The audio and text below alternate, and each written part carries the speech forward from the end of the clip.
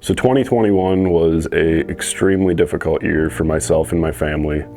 We had a death in the family, my mother, and this is by far the most grueling, stressful, and emotional time of my life.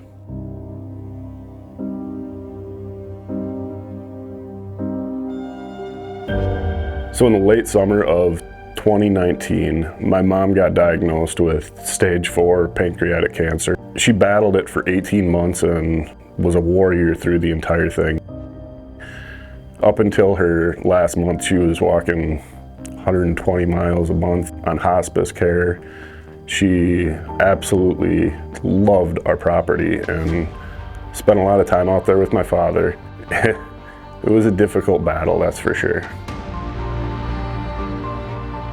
10 years ago, our family bought a tract of land in southern Minnesota. It's a strictly recreational piece of property, no homes or farms on it. We spend a lot of time out there though. The family gets together, building the habitat, that sort of thing.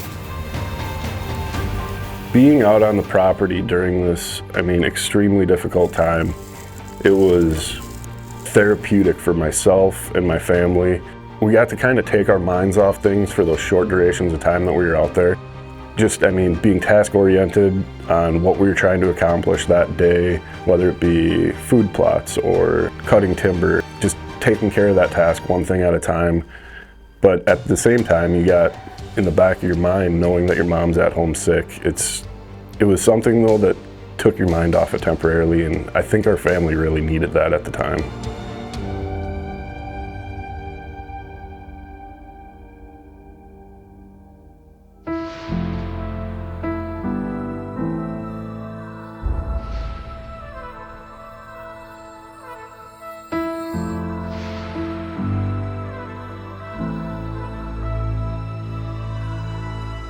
So for me personally, hunting in the outdoors is so much more than going out and harvesting an animal. It's that release of tension in this really difficult time in my life, opening my mind to the elements, the wind, the sun, everything. It all comes together. It gives me that escape in my mind and lets me breathe from life for a minute during this extremely difficult time. So my dad, my brother, and I, during the summer, we wanted to get a couple bigger tasks done that we've been putting off for the last couple years. We put in a new access trail where we can avoid bedding, and it's also giving us quick access to a couple close bedding areas that we can hunt. We also put in a watering hole. The purpose of this watering hole is there really isn't any sustainable source of water within about a quarter mile of the top section of our property. We know that the deer frequent the area up there for the food, but they've never had access to stay close with that watering hole.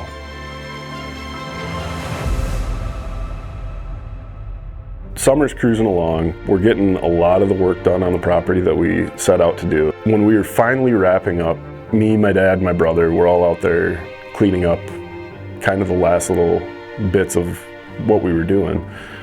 And I get home, I get a call on the phone. My dad had a heart attack.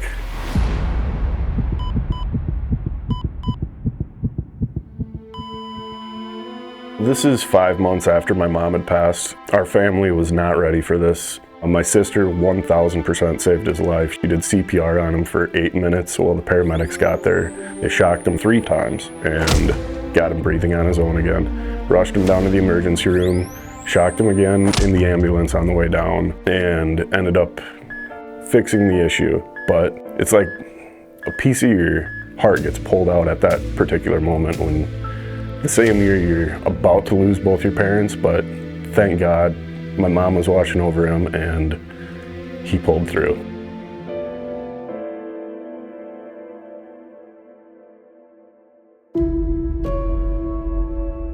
So coming off of the hardest year of my life, there's one thing that I'm looking forward to more than anything, and that is sitting in a tree stand and doing what I love the most. So this 40-acre property, it's not big by any means, but it's very unique on how to access it and how to hunt it. Most of the hunting that we do is up on the top ridges. During the early season, we really try to focus on the food sources because there's not much around. Where that main food plot is where we decided to put in the watering hole over the summer. So the season's here, food plots are looking good. We've got reveal cell cams all over the place on the top of the property. Deer are hammering the food plots. We got an extreme amount of traffic, something that I haven't seen in years previous, and we are excited to get out there. Over this pond, we have a mature buck show up on our reveal cell cam. The weather's shaping up perfect, and I know it's my time to get in there and try to harvest this buck. So now that the season's here, I needed that time to get out in the woods. I hunted a lot of the low impact stands. They were not really high traffic areas, but more observation stands. It's a very unseasonably warm fall so far. Early season, I mean, we're hitting temperatures in the 80s almost every day. So this stand set up on the top of a really big bowl, basically back behind me. There's multiple benches that fall down this hillside, deer bed in it, and that's where we're usually always expecting the deer to come from. They come up a pine draw and then filter their way to the pond and out into the food plot. As we get into early to mid-October, we start to see those temperatures drop, and that was a good window for me to get in there and hunt that new pond. So it's October 14th. First thing I do when I get in my stand is I check the wind, I put on my phase field foam, and now I'm ready to go. So mid-October, this is the time of the year that you're gonna start seeing the shift in the buck's mentality as far as when and where they're traveling. You can start seeing new bucks on your property. The deer starting to make rubs and scrapes. We're just getting into those first couple days of the pre-rut. We're seeing more activity earlier in the evenings, and the bucks are finally on their feet in daylight. What they're doing is they're out moving around trying to find those new groups of does for the weeks ahead when they get into the breeding season. Getting into those first couple days maybe of the pre-rut, but really not kicked in yet. But you hear off in the distance from time to time just those light sparring sessions. You know that these bucks are starting to getting more and more aggressive as the days go on. So around 5 o'clock, I grab my black racks, lightly tickle them together to try to generate more of that community atmosphere out in the food plot. The deer are up already eating, and see if I can get some movement started.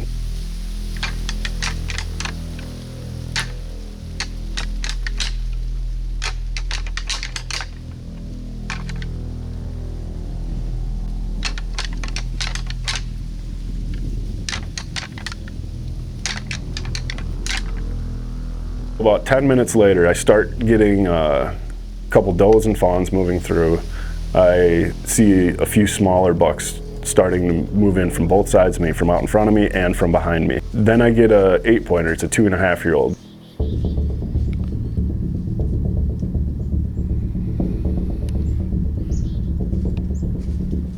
Comes up, hits the watering hole.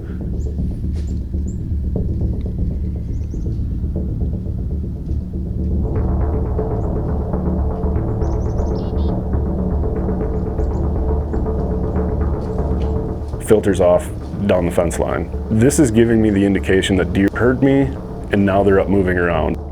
These deer are not aggressive in the least, but they are checking each other out when they're moving through the timber like this. And as I'm watching these deer, I peer down into the pine draw to my left.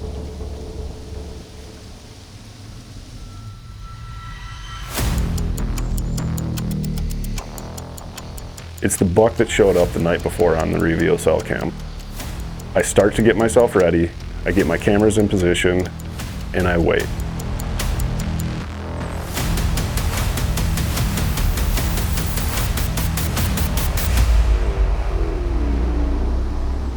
So this deer's coming in. I'm in the tree, I've got 3 cameras rolling. I turn on my 2 tactic cameras, focus my main camera on the watering hole.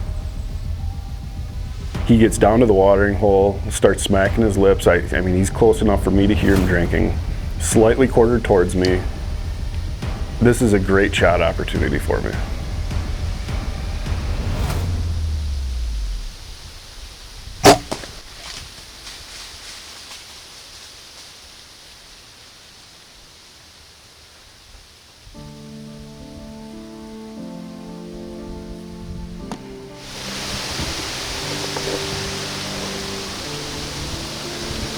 I just put a really good shot, I think. But what I can tell, a very mature buck. He has mass out on the tips of his antlers, like, I don't know, 5-6 inches. He came in on this pine draw, I have the perfect wind tonight. Came down to the watering hole, kind of read the script, and I think I was able to put a really good shot on him. I lined her up. Put that pin on his shoulder, let it rip. I'm gonna review the footage and we'll see where I got him.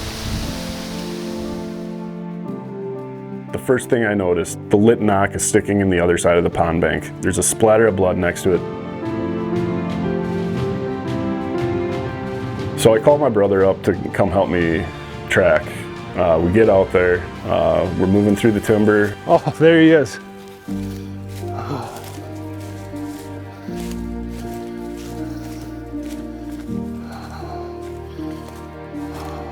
Oh man.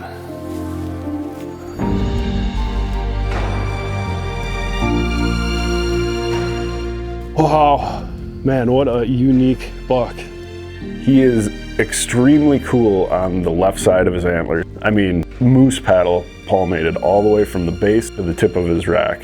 This is really why I appreciate whitetails so much. They are all so different, so unique. Every buck has their own characteristics.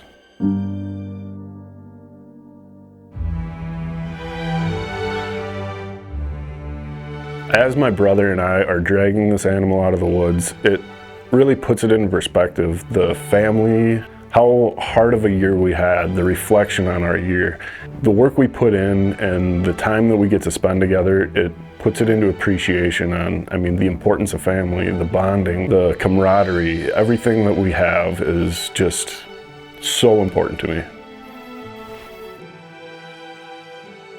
It's kind of ironic now. The stand that I shot it in, you see the reflection of this buck coming across the water in the pond as he approaches, and it really helps me reflect on the year that we had.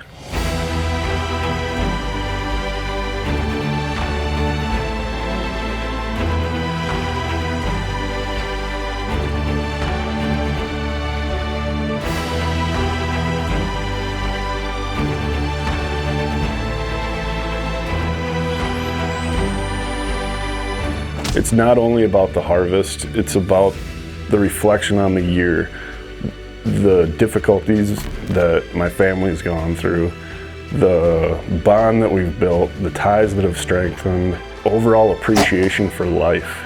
And now as I look back at the footage, this stand will now and forever be known as my reflection stand.